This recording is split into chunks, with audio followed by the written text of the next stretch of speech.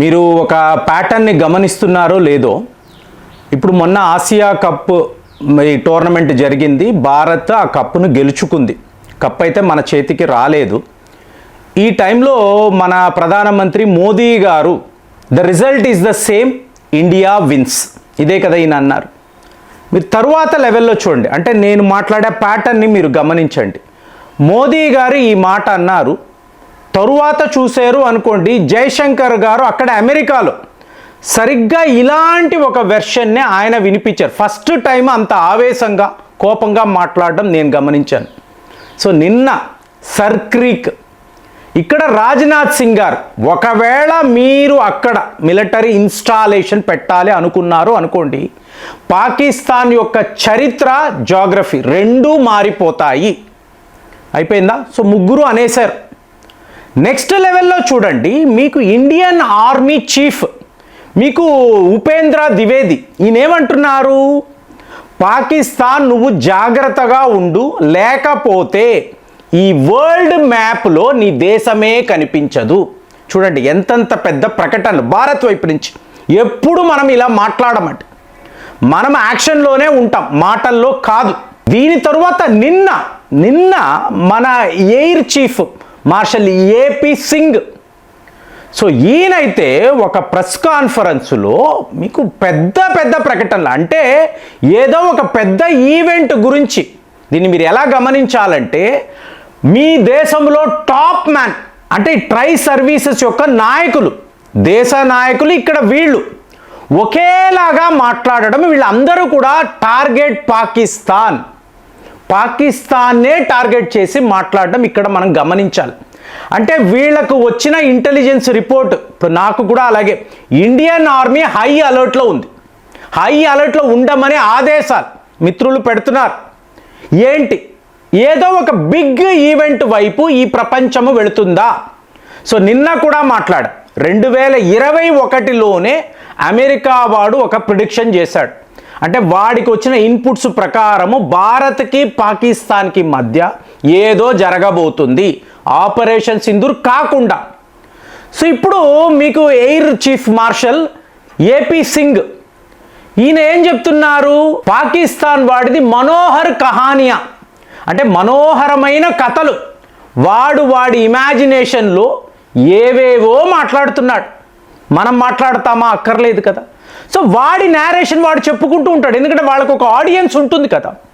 ఇప్పుడు వాడిని చూసే ప్రజలు ఉంటారు కదా, ఆహా ఓహో అని మాట్లాడే వాళ్ళు ఉంటారు. వాళ్ళని ప్రసన్నము చెయ్యాలి అంటే భారత్ యొక్క ఇన్ని విమానాలను మేము కూల్చేసేము చప్పట్లు కొడతారు, వెంటనే వాళ్ళకి అవార్డ్స్ ఇస్తారు, మెడల్స్ ఇస్తారు. ఏంటి, ఫాస్ట్ ట్యాగ్లో అబద్ధం చెప్పడం, స్పీడ్గా అబద్ధాన్ని స్ప్రెడ్ చేయండి.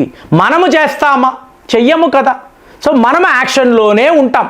కాబట్టి వాడు ఏం మాట్లాడతాడో మాట్లాడుకోనియండి. రేపు వాడు చెప్పాడు కదా, 6 భారత్ యొక్క విమానాలను మేము కూల్చేసామని అన్నాడు కదా. రేపు చూడండి, మళ్ళీ ఈయన ఇదన్న, రేపు మనం మళ్ళీ పాకిస్తాన్తో ఎయిర్ స్ట్రైక్స్ చేయడానికి వెళతాం కదా. వాడు చెప్పిన ఇవే విమానాలు అక్కడ గగన తలములో ఎగురుతున్నప్పుడు ప్రపంచము చూస్తుందా?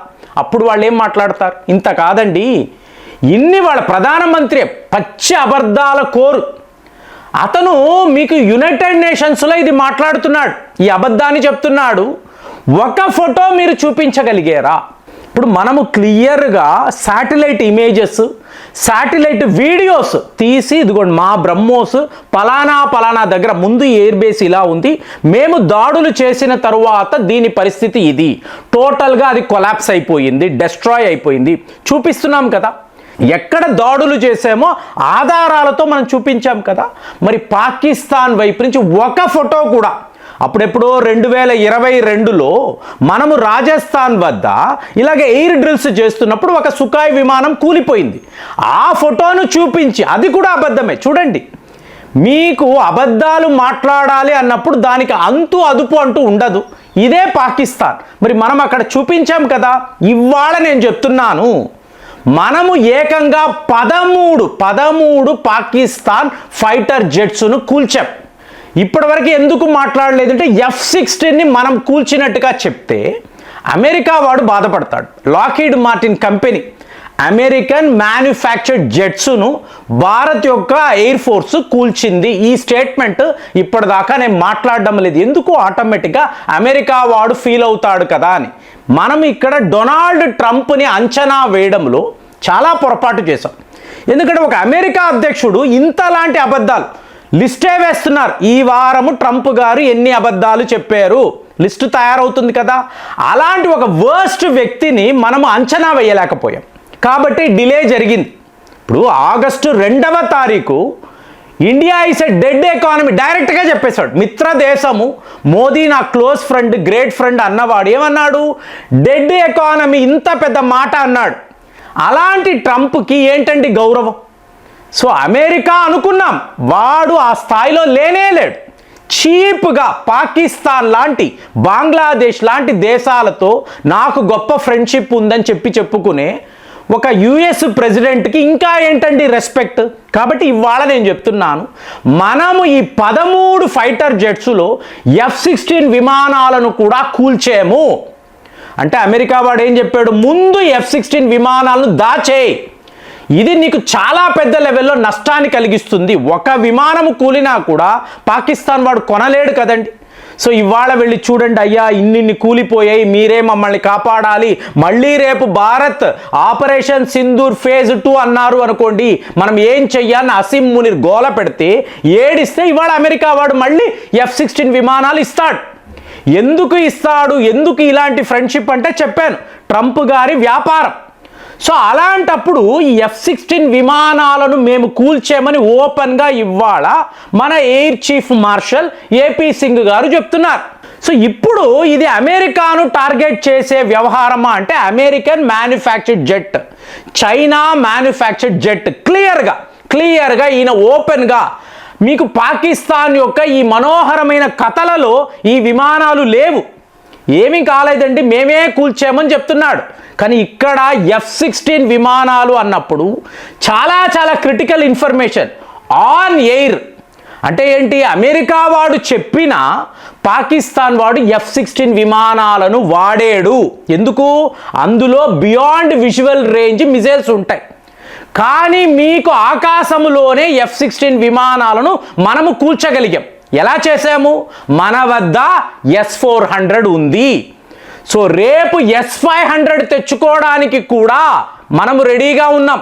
అంటే 600 కిలోమీటర్ల దాకా శత్రువుల టార్గెట్ అనుకుంటే టర్కీ దాకా కూడా ఇది వెళ్ళగలదు. అలాంటి వెర్షన్ కూడా S-500లో ఉంది.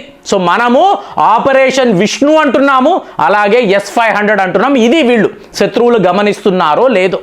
సో ఈరోజు మీరు చూసారు అనుకోండి, మనము డైరెక్ట్గా F-16 విమానాలను ఆన్ ఎయిర్ ఆన్ గ్రౌండ్ అంటే హ్యాంగర్స్లో పెడుతున్నారు కదా, దాచుకున్నారు.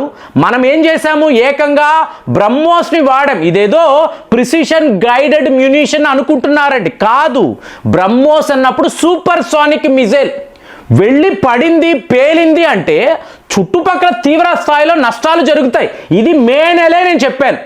మే నెల కేదార్నాథ్ నుంచి హరిద్వార్ వచ్చినప్పుడు ఇదే మాట్లాడాను. ఖచ్చితంగా F-16 విమానాలు ఉంటాయి, మనము ఓపెన్గా చెప్పడము లేదు.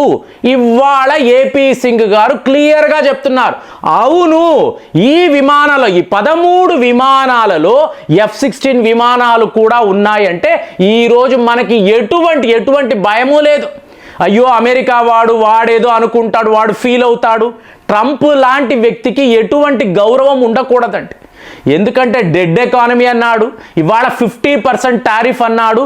నేను భారత్, నువ్వేంట్రా ఇలాంటి మాటలు మాట్లాడటం? పుతిన్ గారు అంటున్నారు, నువ్వు భారత్ని హ్యూమిలేట్ చెయ్యలేవు, వాళ్ళు తలుచుకుంటే చెయ్యగలరు. ఇదే వాస్తవం. సో ఇవాళ మనం ఏంటి, ప్రెస్ మీట్ పెట్టి F-16 విమానాలను మేము కూల్చేయమని చెప్పి ఏపీ సింగ్ గారు స్వయంగా చెప్తున్నారు. అంటే 13 విమానాలు పాకిస్తాన్ విమానాలు కూలిపోయాయి. ఇదే వాస్తవము. మరి దీనికి సంబంధించిన ఎన్నో ఫోటోలు కూడా మనం చూపించాము. ఇంకా కూడా పాకిస్తాన్ వాడు ఇదే అబద్ధాలను ప్రచారముగా చేసుకుంటూ ఉంటే అలాంటి దేశాన్ని ఈ వరల్డ్ మ్యాప్లో ఉంచాలా ఉంచకూడదా? మీకేమనిపిస్తుంది? కామెంట్స్లో తెలియజేయండి. మళ్ళీ వచ్చే వీడియోలో కలుద్దాం. జై హింద్.